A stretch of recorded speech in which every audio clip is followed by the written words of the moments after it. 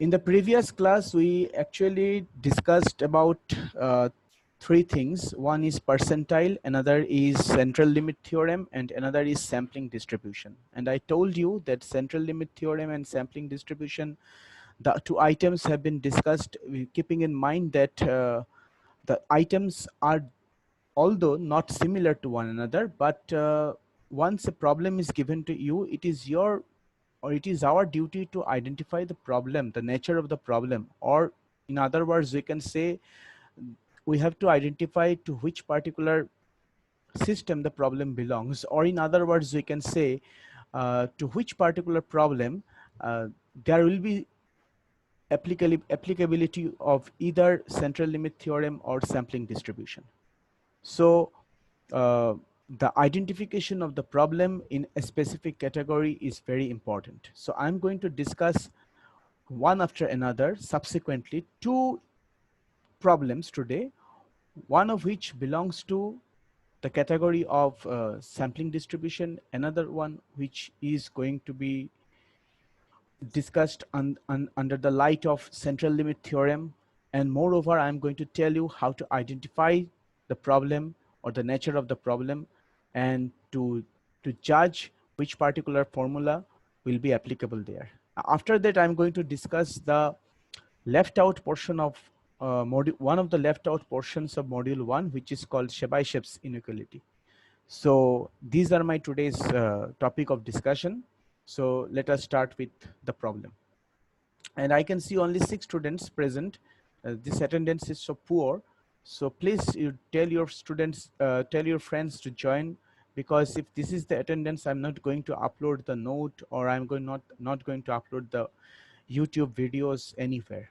Okay, so please tell them to join as early as possible. Now you, those who have joined, you just, or before I start, you have not mentioned your roll numbers in the chat box. So you write your roll numbers in the chat box. Who are the participants?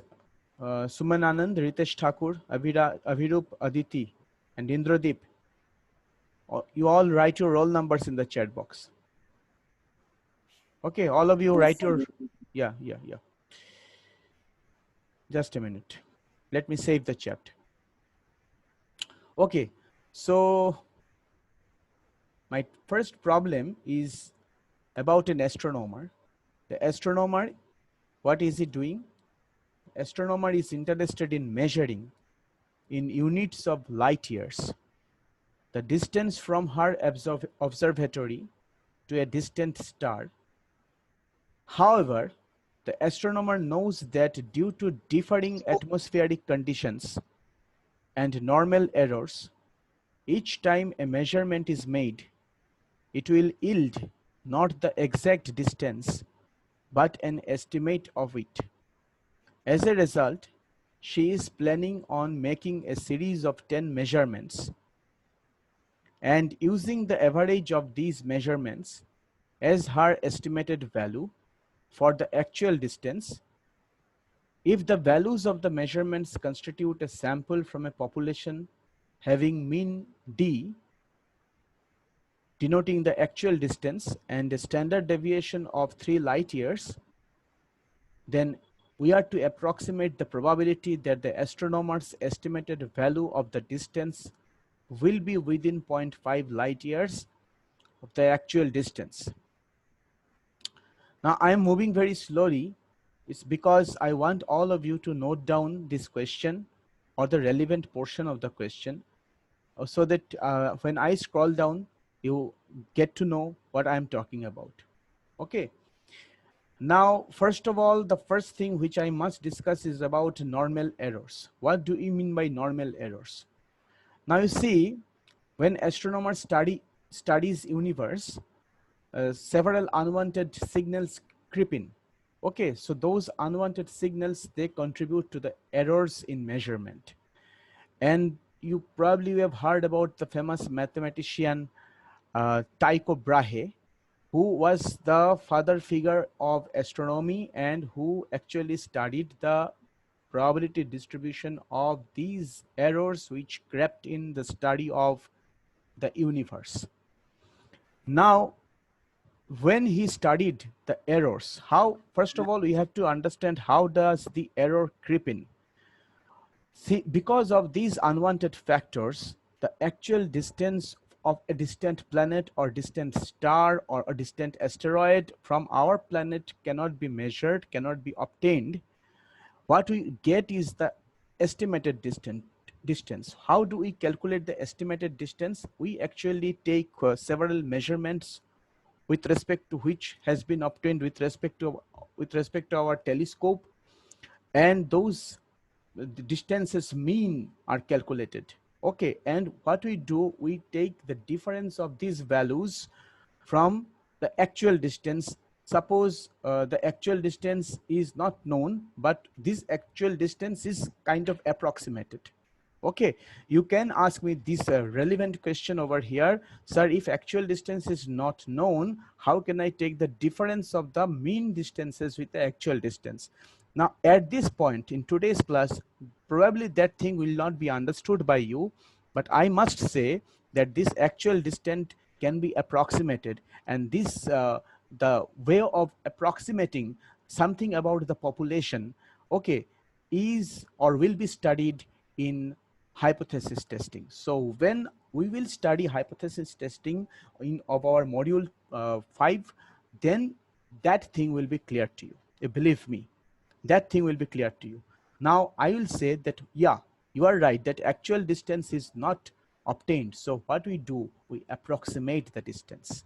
And suppose that approximated distance is with us, then we are going to take the measurements, and those measurements are actually uh, we take those measurements mean and their difference between the actual distances and the approximation of the actual distance and the uh, mean of the distances of the measurements are taken, and that is actually known as estimated distance.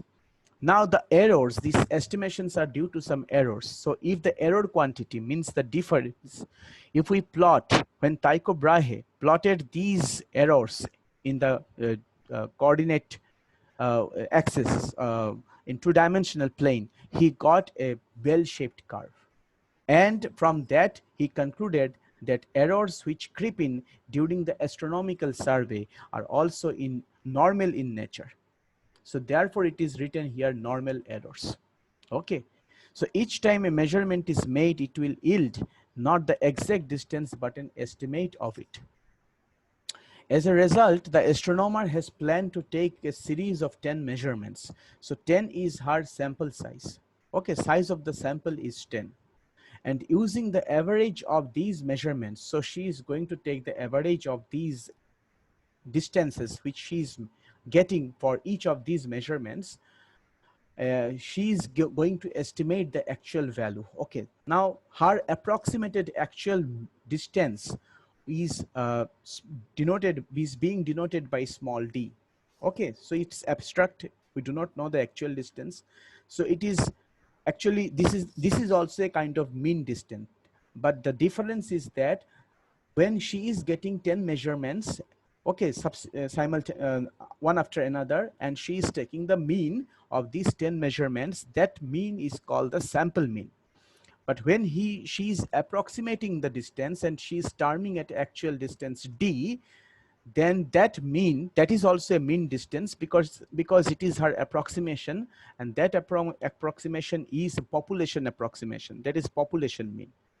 That means she is saying that if we keep on repeating these astronomical survey again and again, and we are not going to stick to 10 measurements only, we are going to take 10,000 measurements, okay, one after another, then the actual distance, mean distance, will be d. That is her approximation.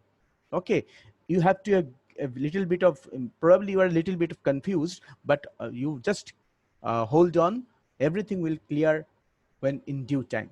Okay, so this is main part, is that it is the population mean she is talking about, and she will be getting the sample mean on the basis of these 10 measurements.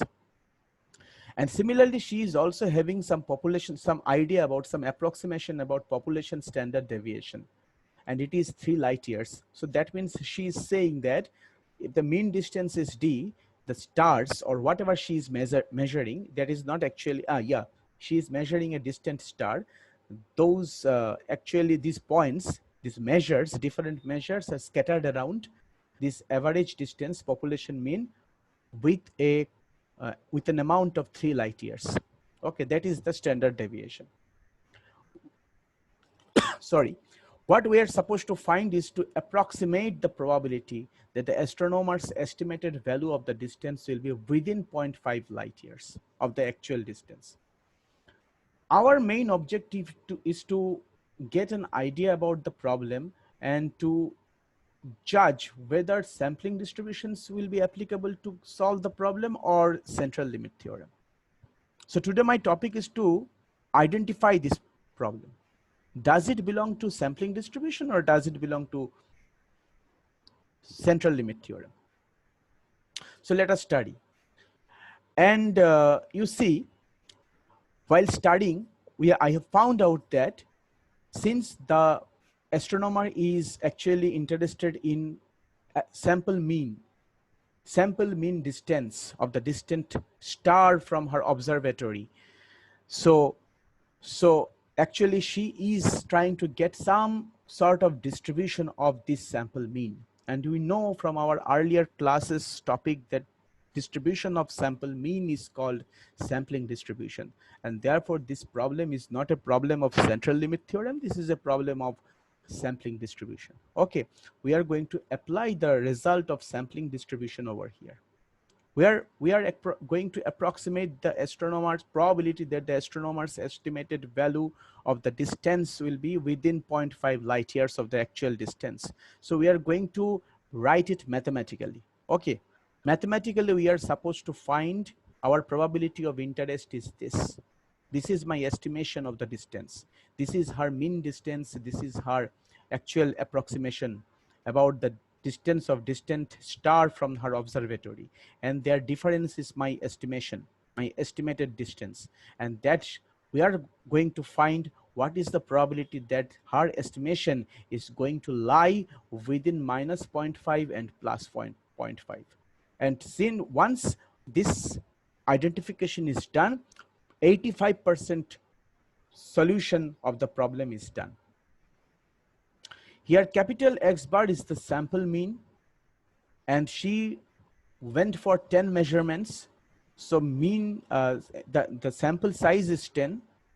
Sample mean is X bar, mean distance is X bar based upon 10 measurements.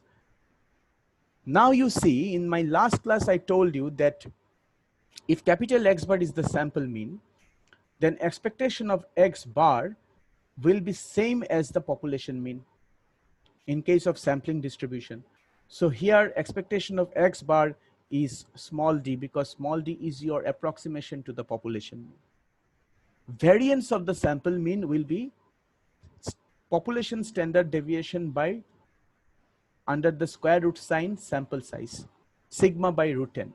So here standard deviation of the sample mean will be 3 by root n, root 10. 10 is the sample size, 3 is the population approximation to the standard deviation. And by the help of these information, if we gathered all these information together, the standardized variable of interest in this case will be capital Z, which is capital X bar minus D whole thing divided by 3 by root over 10, X bar minus mu by sigma by root n. I have applied this. Now we are going to find this probability. The rest is very simple.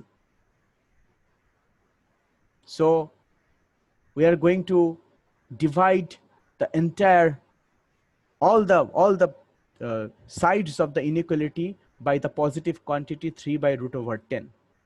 The middle one becomes Z, capital Z, the standardized variable. Left hand side becomes minus 0.5 by 3 by root over 10, and the right hand side becomes 0.5 by 3 by under square root sign 10. And if I calculate these quantities, we get minus 0.527 and plus 0.527. I already told you that it is a very good practice to mention the normal curve and show to show the points we are interested about. So this particular line tells us that we are interested about finding the probability of this portion or area of this portion. Okay, how to calculate the area of this portion?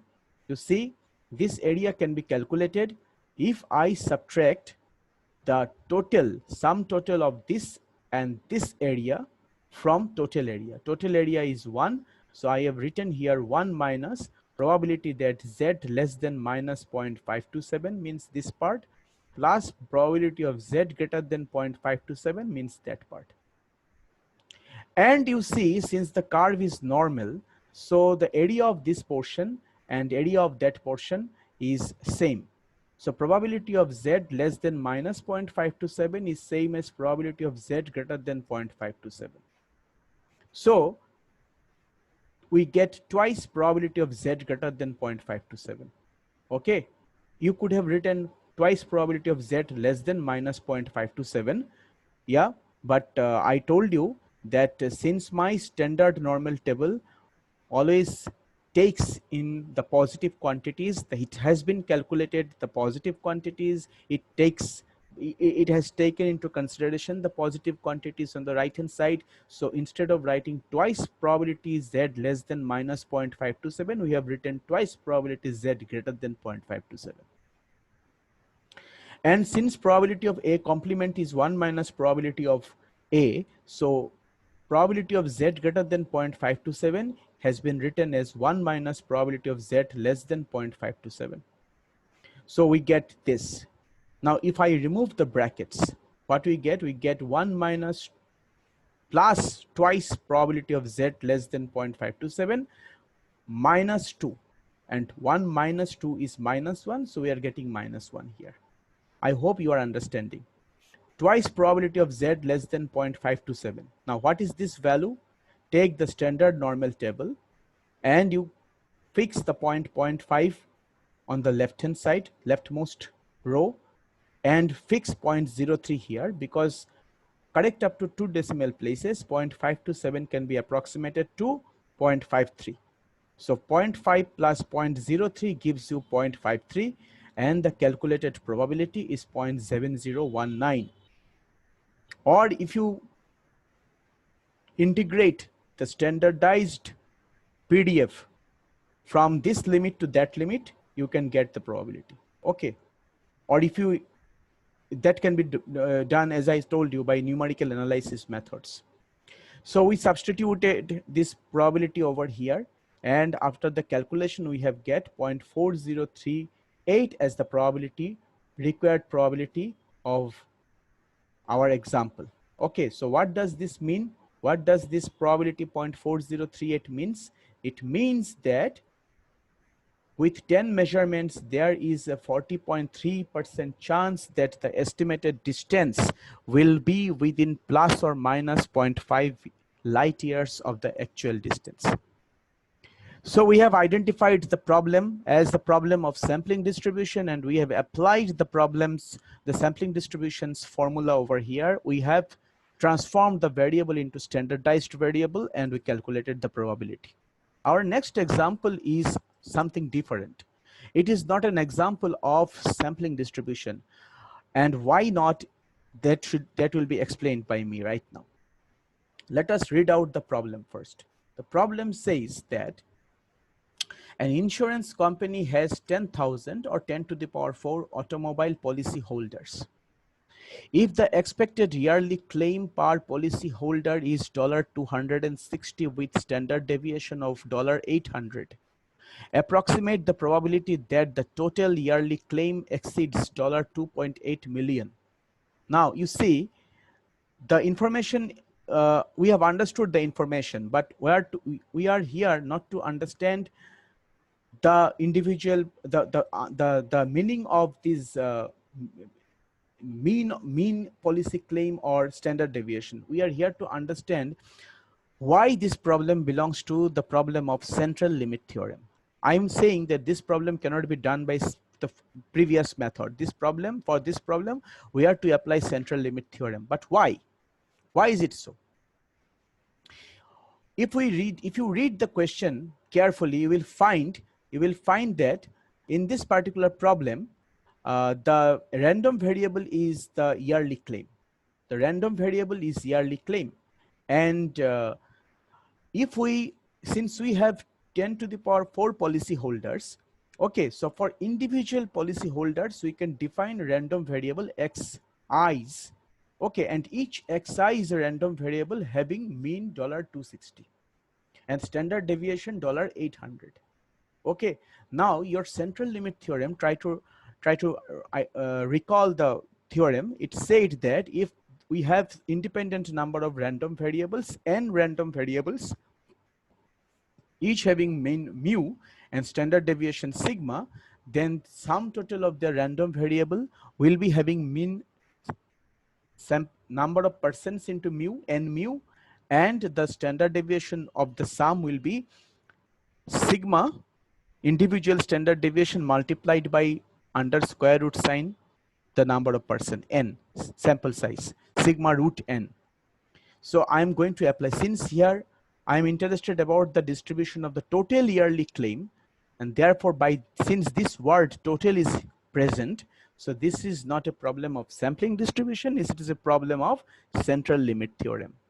That's why I showed these two problems I'm subsequently, because so that you can identify the difference. So how to solve this problem? Solution, once the genre of the problem is identified, rest is very simple. We are naming the individual policy holders as I, and for each policy holder we are denoting xi as the random variable denoting the yearly claim of each policy holder. I runs from 1 to up to 10 to the power 4. By central limit theorem, the total yearly claim will be the summation of xi. I goes from 1 to 10 to the power 4, and that will have an approximately normal distribution with mean n into mu. So n here is 10 to the power 4, and mu for individual cases is 260. So 260 into 10 to the power 4 written in this particular form for the sake of the calculation. 2.6 into 10 to the power 6. And standard deviation is sigma root over n. Sigma for individual case is 800. Under square root sign n means 10 to the power 4. So 800 into 10 square. So which is 8 into 10 to the power 4. The probability that the total claim will exceed $2.8 million can be mathematically expressed as this. Since capital X is my total claim, X must be greater than 2.8 into 10 to the power 6. Okay, and we are going to subtract that mean, and we are going to divide by this standard deviation on both sides. Here one thing which has to be noted down, and you have to be very careful, that here we shouldn't write sigma by root over n, because we are not doing the problem of sampling distribution, we are doing the problem of central limit theorem. So the sigma has been multiplied by root over n. So once we do this, we get the standardized variable as z, and we get probability of z greater than 20 by 8. And z greater than 20 by 8, that means what? 2.5. It is a good practice to draw the figure, normal curve, okay, and to show the point 2.5 which we are interested with. Now, as before, probability of that z greater than 2.5 is similar to 1 minus probability of z less than 2.5.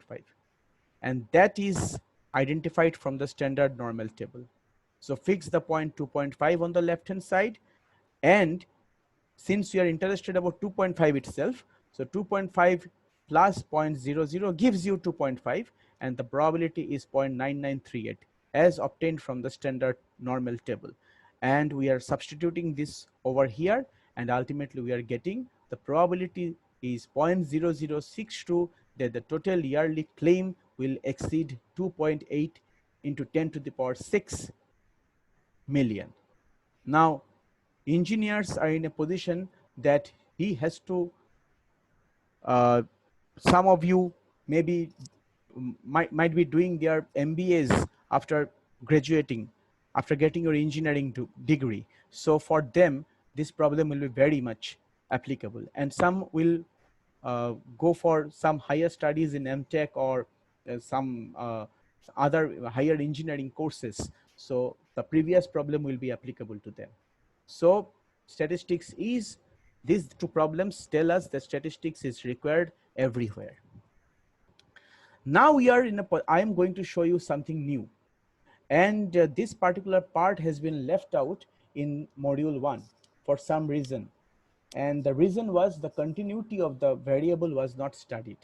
So here I am going to explain what Chebychev's theorem is. Chebychev is a Russian mathematician, statistician.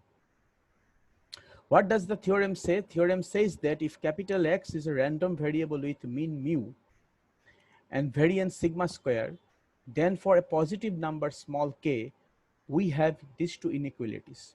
Achha, let me explain this inequality to you. What is this inequality?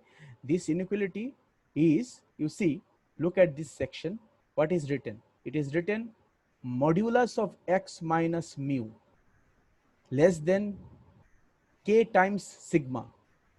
Now modulus of x minus mu less than k times sigma means, by the definition of modulus function, that capital X is lying between mu minus k sigma and mu plus k times sigma. So this capital X will lie within this range of mu minus k sigma and mu plus k sigma. This probability is calculated as to be greater than 1 minus 1 by k square. K times sigma, if k is 2, then 1 minus 1 by 2 square. Okay, if k is 3, then 1 minus 1 by 3 square, like this. Now, and as we already know that probability of x less than a is equal to 1 minus probability of x greater than a. So probability of this part, mod of x minus mu greater than or equal to k times sigma, is the complementary event of this. So that will be what? 1 minus 1 by k squared. So that is 1 by k squared. Symbol will change over here. It will be lesser than equal. Now from this to inequality, we can at least say that Chebychev's inequality is an inequality which gives us some kind of approximation to the probabilities. It doesn't calculate the actual probability. It calculates some kind of approximation. Chebychev's inequality gives you an idea that probability will be greater than this. The probability of this problem will be greater than that, will be less than that. So with respect to that, we can say, you can say that Chebychev's theorem is very weak in nature. It is not a strong theorem. Chebychev's theorem is a very weak theorem. Okay, and it is lesser studied. It is less studied because it is weak. It doesn't give you the actual value. It just gives you a range. But also, although it is weak, since some kind of problems, this Chebychev's inequality becomes helpful too. So it is weak. Remember, Chebychev's inequality is weak because it gives you a range. It doesn't give you the actual probability. So to understand this particular theorem, Chebychev's theorem, I have considered a very simple problem. The problem is very simple problem. Just to get an idea that a symmetric dice is thrown 600 times, we are going to find the lower bound for the probability of getting 80 to 126s. Now this problem is similar to a problem of binomial distribution because here n is 600 and probability of success will happen when we will get the symmetric dice will result in 6s 80 to 120 times. Okay, and since the die is symmetric, so probability of success is what? For one experiment is what? 1 by 6. So n is known, p is known. So np is known and npq is known.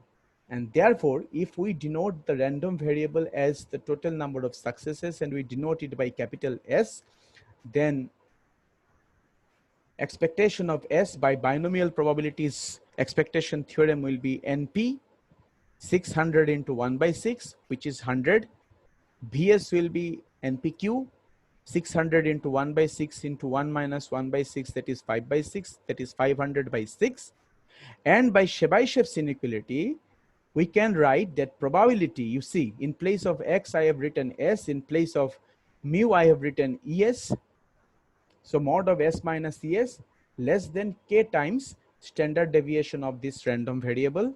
That probability will be greater than or equal to 1 minus 1 by k square. And we can substitute the values as well.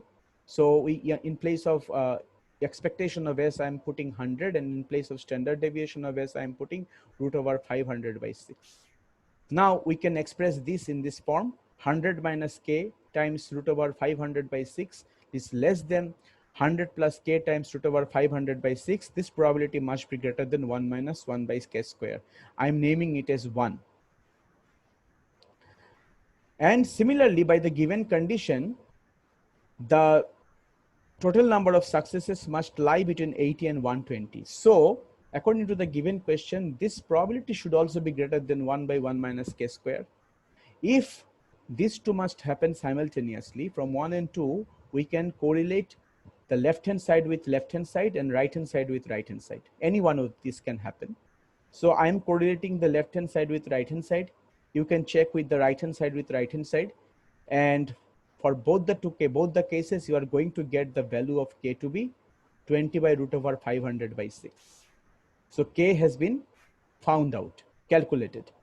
Once k is calculated, our next job is to substitute the k in the equation number 2.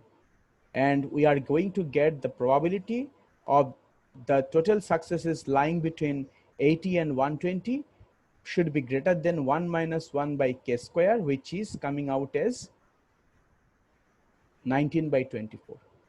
So we are not here actually for, if we apply binomial probability law, this probability can easily be calculated. You very well know how to calculate this probability. But if we increase this, okay, suppose I am writing here say 80, and I'm making it 800, suppose, then obviously then binomial probability law, if even if you apply ncx p to the power x q to the power n minus x, you can imagine how large the calculation will be. Okay, so here we'll become less interested about the actual probability. So we are going to estimate that, okay, I am not going to calculate the actual probability, but at least I can say the probability will be greater than this. Okay, so that is a kind of escapist strategy. We are escaping from the huge calculation. So in that respect also, this weak law is very, this weak inequality is also very helpful. So we can, so I have shown here how to apply Chebychev's inequality to the given problem. Okay, and before I conclude my today's class, one important thing which I must discuss is about, very simple note. It is about, see, in the above three problems, we always talked about sample. In astronomical problem, we talked about sample because we took 10 measurements.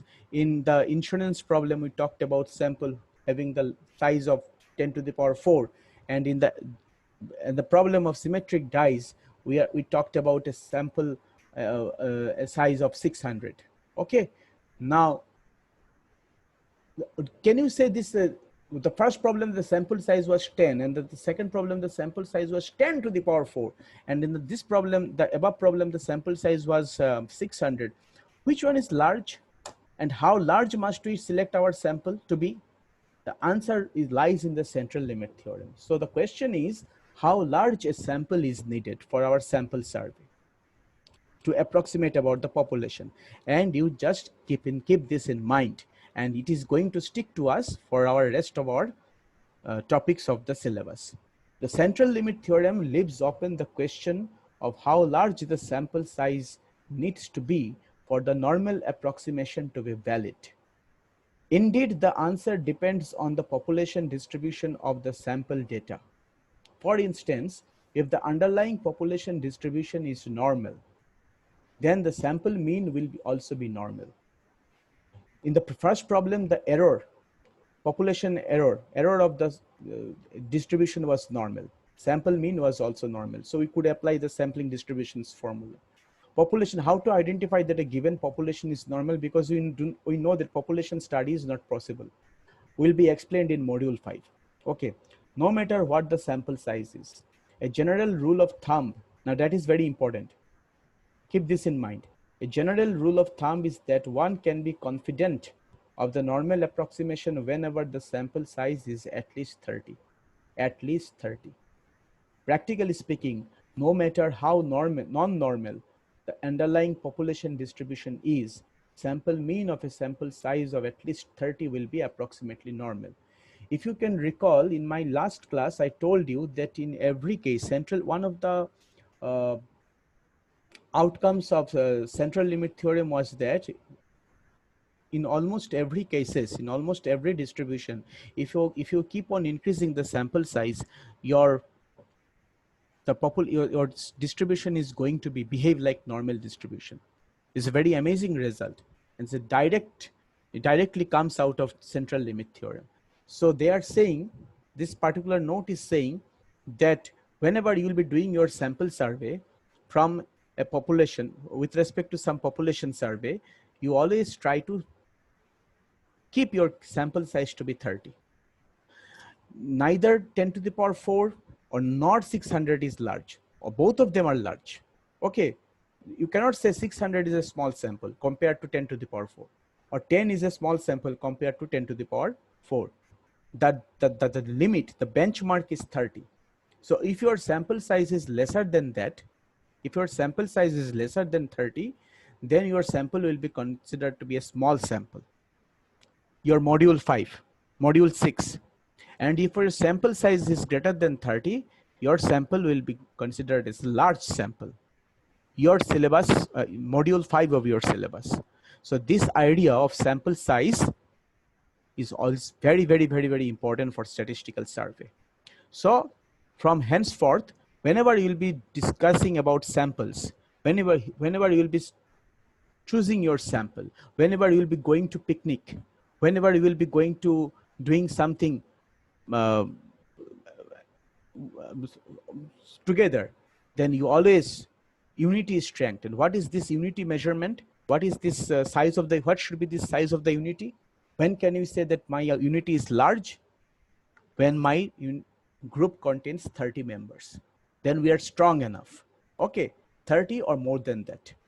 So with this, I'm going to conclude my today's session. Time is also running out, and on day after tomorrow, we are going to discuss something else. Okay, so till then, tata.